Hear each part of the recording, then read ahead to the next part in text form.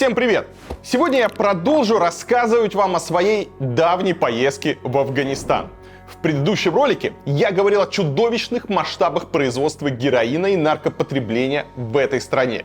Если вы его не видели, обязательно посмотрите, а что-то мне подсказывает, что вы его не видели. Из-за острой темы YouTube не поставил этот ролик в рекомендации, и, скорее всего, если вы не подписаны на мой канал, вы не получали его в рекомендациях и пропустили. Так что обязательно пройдите по ссылочке в описании и посмотрите на самую жесть. Посмотрите на то, что происходит в Афганистане с наркотиками, с героином. Я попал в самые опасные места, я показал, как уничтожают маковые поля. Я был в Кабуле под мостом с героиновыми наркоманами. Я был в пещерах, общался с ними, брал у них интервью. А сегодня мы с вами, друзья, поговорим про Кабул. И вот этот вот мост с наркоманами — это верхушка айсберга. Потому что если еще можно как-то обойти стороной, чтобы не пересекаться вот с этими наркоманами-зомби, то не наступить натурально в говно, я извиняюсь, и не надышаться ядовитыми парами у вас вряд ли в Кабуле получится. В этом чудесном городе риск умереть от рук террористов выше, чем где бы то ни было. В 2019 году в Афганистане в результате терактов погибли почти 9 тысяч человек. И это самый высокий показатель в мире. Вооруженные конфликты и акты терроризма являются второй самой распространенной причиной преждевременной смерти в стране после ишемической болезни сердца. Звучит все это, конечно, грустно. Как вообще Кабул дошел до жизни такой, и есть ли в этом городе хоть что-то хорошее? Не просто же так население Кабула за 20 лет удвоилось, и сейчас этот город является одним из самых быстрорастущих по численности в мире. Обо всем этом мы поговорим в этом ролике. А еще не пропустите следующие ролики о жизни в Афганистане. Обязательно, друзья, подпишитесь на мой канал, поставьте лайк и нажмите на колокольчик, потому что у меня часто выходят ролики на такие острые темы, которые не попадают в рекомендации YouTube, которые скрываются, иногда не выдаются в поиске. Так что получить их можно только если вы подписаны на канал и у вас стоят уведомления. Итак, поехали!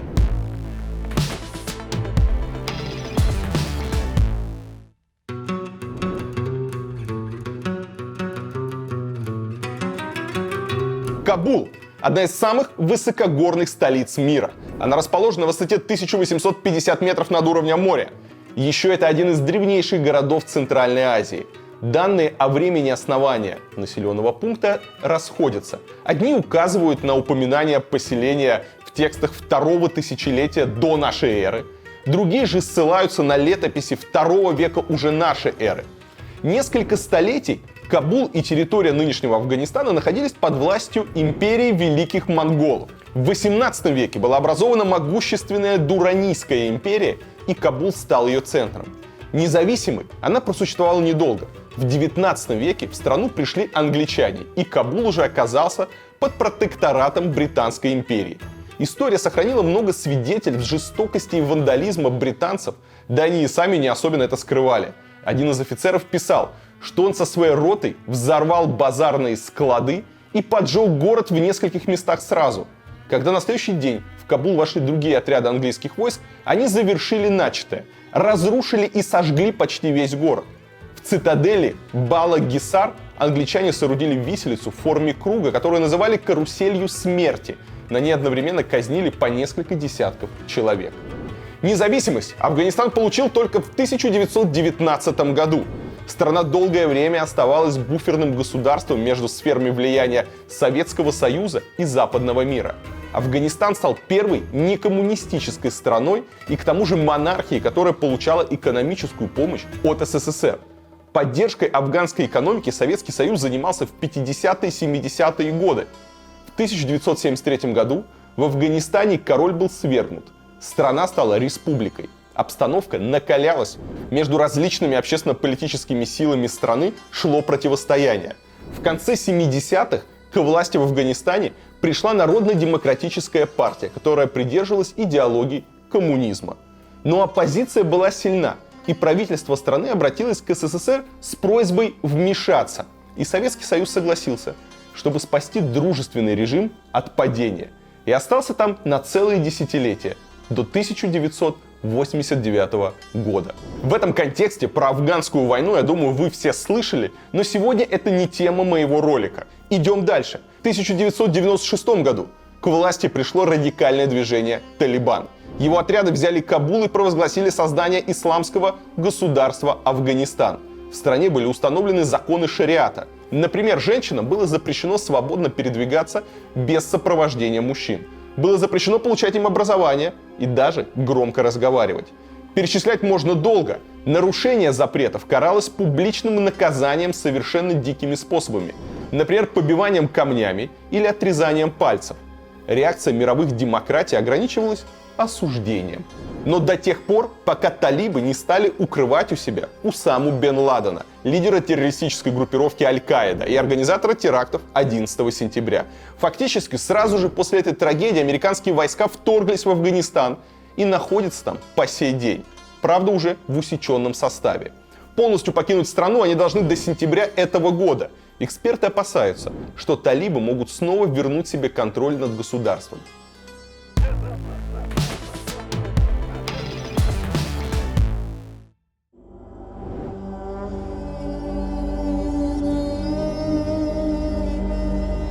А теперь я приглашаю вас на прогулку по столице Афганистана, по Кабулу. Первое впечатление: Кабул — одна большая тюрьма. Ну или крепость, кому как больше нравится. Мне не понравилось совсем. Вдоль улиц стоят какие-то огромные бетонные заборы с колючей проволокой. Везде огневые точки, мешки с песком, солдаты, различные укрепления. Очень много людей с оружием. Причем все в разной форме, и порой очень непонятно, это какой-то частный охранник, это солдаты там действующей армии или вообще какие-то наемники или террористы. Вот, например, одно из самых опасных мест в городе. Помню, чтобы сделать этот кадр, мне пришлось 20 минут согласовывать вопрос с военными. Все дело в том, что на этом перекрестке находятся самые главные здания города. Это представительство ООН, Центробанк, министерство. Не бывает и месяца, чтобы здесь что-то не взрывалось. Хотя взрывами и терактами здесь уже никого не удивишь. На открытке это же место 40 лет назад. Как говорится, почувствуйте разницу. Почти все государственные здания и отели окружены высокими заборами. Они строятся такой высоты, чтобы нельзя было с земли обстрелять здание или закинуть на территорию гранату. Снимать, фотографировать практически нигде нельзя. Везде висят соответствующие знаки. На каждом перекрестке блокпосты с военными. Вот типичный блокпост в конце одной из улиц. Обычно солдаты проверяют документы, иногда досматривают машину. Причина подобных мер безопасности понятна. Афганистан сегодня страна, в которой происходит больше всего террористических актов. Сильнее всего афганцы пострадали от атак радикалов в 2019 году. Тогда было совершено более 1700 нападений. Погибли более 9500 человек. Среди жертв террористов были и иностранцы. В результате каждой из таких атак гибнет в среднем от 10 до 50 человек. Ранения получают до 300. Чтобы вы представили себе, насколько велик риск не вернуться с прогулки по Кабулу живым, покажу вам календарь взрывов в столице Афганистана за 2017 год.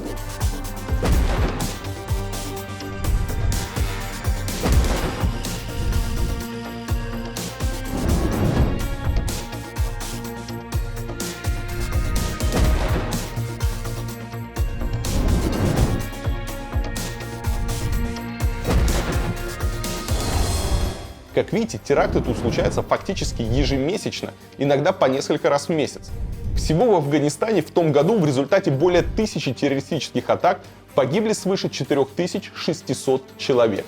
Так что ничего удивительного, что те, кто может себе это позволить, нанимают вооруженную охрану. И судя по ситуации, в ближайшие годы охранники и вооруженные люди без работы не останутся. Кто не может нанять охрану, пользуется общественным транспортом. Такси в Кабуле имеют желто-белую раскраску.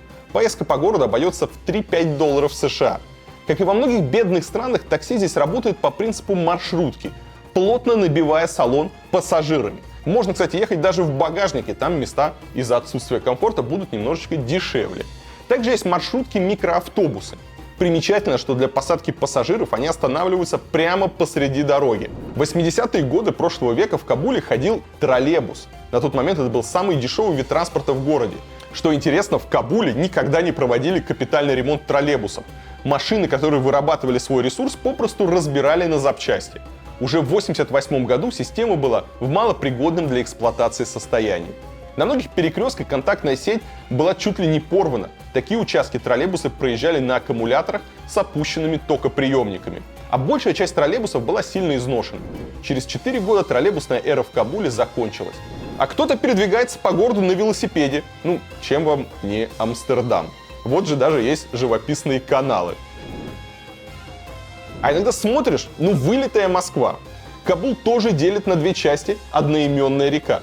Удивительно, но местные жители используют жидкость из этих водоемов, хотя к ней даже подойти страшно, не то чтобы как-то эту воду, я даже водой не называю, это какая-то вот реально жидкость. За годы здесь мало что изменилось. Ну, появились горы мусора. Ну, кого этим смутишь?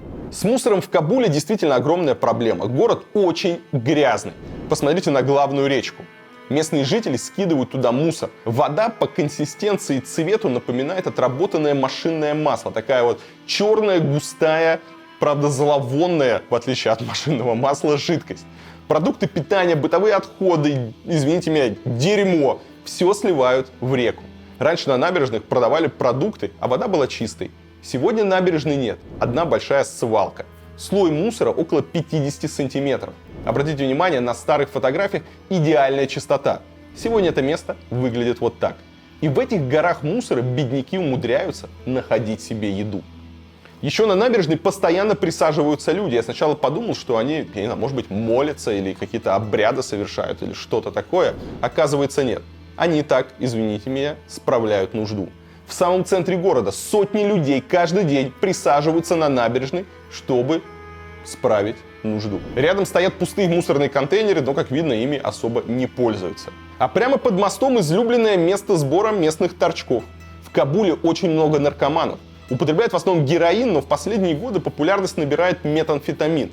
Это огромная проблема для Афганистана, я об этом подробнее, напоминаю, уже рассказывал в отдельном ролике, так сейчас мы останавливаться не будем и проходите и смотрите отдельный ролик. Грустно, но многолетние войны полностью уничтожили некогда красивую столицу.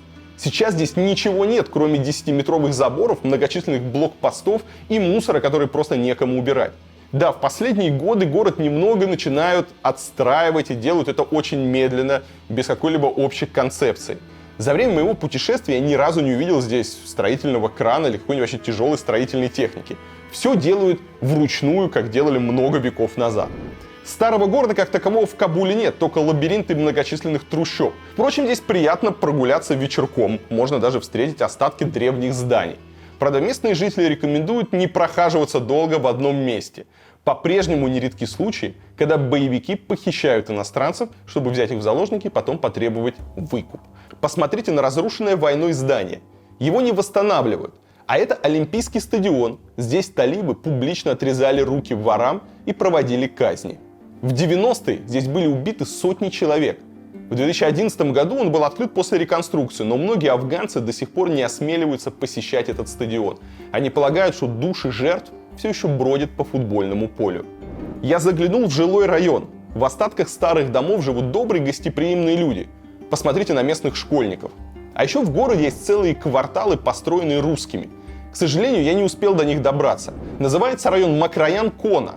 Макраян — это неверно расслышанное русское микрорайон. Изначально он был построен для местных элит, лояльных советской власти. Сегодня здесь проживают афганцы среднего класса, ну прямо наши с вами родные хрущевочки, хорошо знакомые, но только со следами от снарядов, как свежими, так и с теми, которым уже несколько десятилетий. Первые квартиры считались очень современными, даже роскошными. Как рассказал газете «Нью-Йорк Таймс» бывший руководитель Российского культурного центра в Кабуле Вячеслав Некрасов, это был своего рода презентационный проект для популяризации советского опыта. Многие квартиры были разграблены талибами в 90-е годы, а некоторые из них стали офисами внушающего страх комитета по поощрению добродетели и удержанию от порока. Это такая полиция нравов, которая, среди прочего, подвергала женщин с непокрытой головой публичным избиениям. Сколько бы Макраян-Кону не бомбили, а дома все еще стоят. Прочные оказались хрущевочки.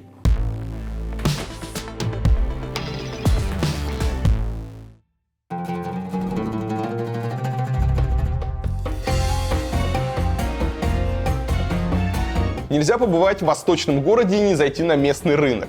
Там я нашел отличный ресторан с самоварами. На первый взгляд может показаться, что это грязная забегаловка, но на самом деле, друзья, это было вполне приличное кафе, только единственное, не хватало Wi-Fi. Зато была книга отзывов, в которой хозяин попросил оставить несколько строк.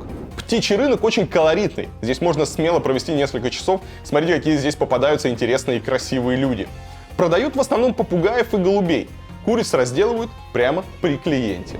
Чтобы не привлекать к себе внимание, купил местный костюм. Кажется, он называется пуштунское платье. Он состоит из следующих элементов. Это шаровары, рубаха по колено, жилет и головной убор. Наиболее популярны у афганцев тюрбаны. Кто-то носит куфии. А бывшего президента Афганистана Хамида Карзая было сложно представить без каракулевой шапки. Также на рынке можно купить иностранные товары, которые местные меняют или покупают у солдат НАТО. Ну, например, американские сухпайки. Отличненько продаются на афганских рынках. А вот эта вот толкучка за телефонами. Ну, конечно, ворованными. Сразу можно купить и необходимые аксессуары, а вот эти ребята, я так и не понял, чем занимаются. Вроде заряжают мобильники, но зачем тогда лампочки? А это вот обмен валют. Многие лавки по совместительству сразу и мастерские. Здесь, например, делают ножи. Также на рынке можно подстричься.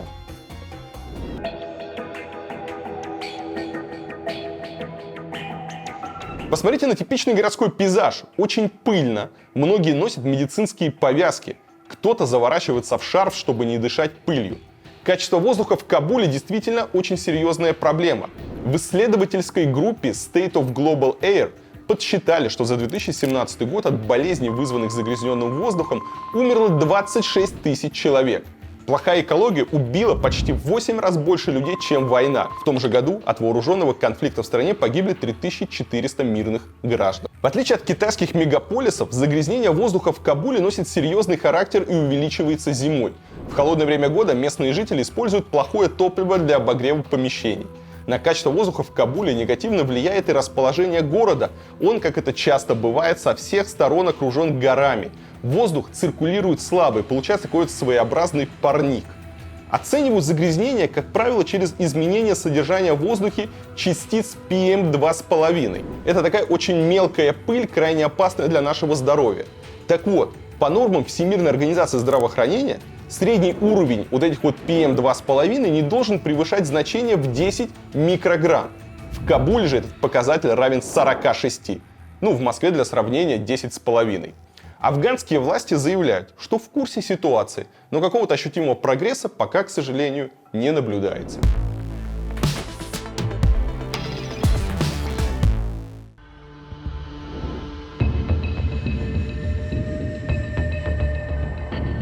Покажу вам фотографию полувековой давности из одного парка Кабула. Тогда женщины могли ходить без головного убора. Сегодня же увидеть местную жительницу с непокрытой головой просто невозможно. Талибы в свое время, согласно своим средневековым понятиям, поставили женщину на место. То есть запретили нормально одеваться, учиться, слушать музыку. У талибов в Кабуле много сторонников. Говорят, Талибан возьмет под контроль всю страну, когда американцы окончательно выведут свои войска из Афганистана. Произойти это должно до сентября этого года. Без американцев плохо, да и с американцами не лучше. Их тут принято ругать за то, что ничего не делают. Они построили свои базы, сидят там и все. А для народа что? Возмущаются местные. В общем, ничего кроме своих баз американцы не построили и не сделали. Зато пакет от гуманитарной помощи отлично используется в качестве строительного материала. Так, мы разобрались, что нового ничего не строится, но может быть что-то из старого сохранилось. Кабул все-таки древний город.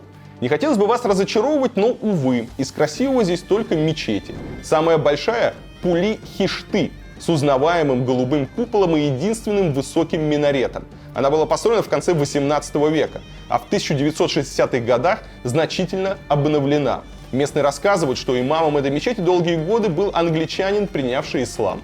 Мечеть Шахду-Шамшира выглядит очень необычно. На стенах декоративная лепнина. Этот архитектурный стиль иногда называют африканским барокко. А в мечети Идгах, которая растянулась в длину на 230 метров, в 1919 году была провозглашена независимость Афганистана. Вот, пожалуй, и все. К другим оставшимся памятникам архитектуры так просто не подойти. Армия даже близко не подпустит вас к президентскому дворцу. Проще всего его рассмотреть на банкноте в 20 афгани. Не удастся посмотреть и древнюю крепость Бала-Гисар, которая была основана еще в 5 веке нашей эры. Сейчас там базируется дивизион афганской армии. Крепость собираются в ближайшие годы реконструировать, посмотрим, будут это опускать про туристов я не говорю в контексте Афганистана, ну, может быть, путешественников. С крепостными стенами города, кстати, связана любопытная легенда. Афганский король так беспокоился о безопасности своего города, что заставил всех своих подданных мужчин построить стену. Тех, кто не мог выполнять эту работу из-за болезни или усталости, монарх приказывал убить и похоронить прямо в фундаменте стены. В конце концов, местные жители восстали, убили короля и похоронили его останки там же, где находились жертвы его произвола. Легенда так бы и оставалась легендой, если бы в 2013 году из-за проливных дождей не обрушился участок стены. Среди обломков обнаружили человеческий череп. Правда, затем оказалось, что возраст останков легенду не подтверждает.